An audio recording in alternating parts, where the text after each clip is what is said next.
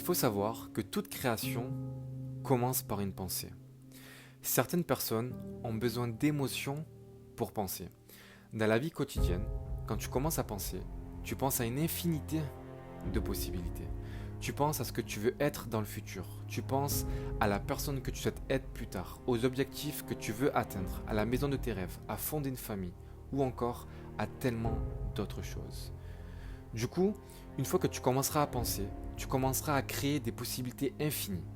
À ce moment précis, et d'un point de vue biologique, ton cerveau et ton corps passeront d'une vision de la vie dans le passé à une vision de la vie dans le futur.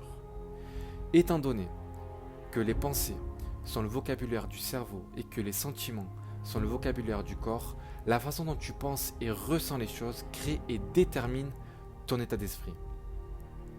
Une fois que tu entreras dans ce nouvel état d'esprit, tes intentions et ta motivation combinées à tes émotions font comprendre rapidement à ton état d'esprit que l'impossible devient enfin possible. Et c'est là que tout commence. Lorsque tu commenceras à créer de nouvelles possibilités, ton état d'esprit commencera à changer en se fixant de nouvelles règles, en se fixant de nouveaux objectifs. Ton état d'esprit commencera à visualiser les événements que tu veux toi dans ta vie et à faire en sorte de faire les bons choix en fonction de tes objectifs.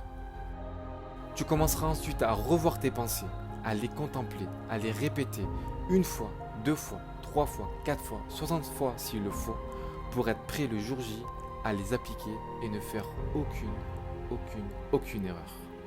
Car le simple fait de penser, car le simple fait de revoir les actions que toi tu vas appliquer dans ta vie mènera à la création d'événements. Et une fois que ces événements commenceront à se produire dans ta vie, elles créeront de nouveaux états émotionnels. C'est le processus de création de ces nouveaux états émotionnels qui te permettra de changer biologiquement ton état d'esprit.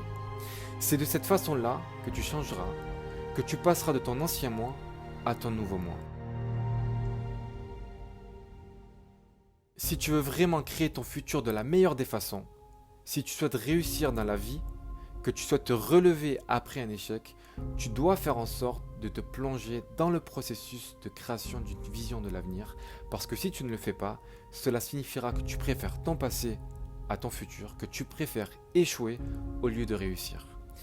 N'oublie surtout pas que la réussite vient après l'échec.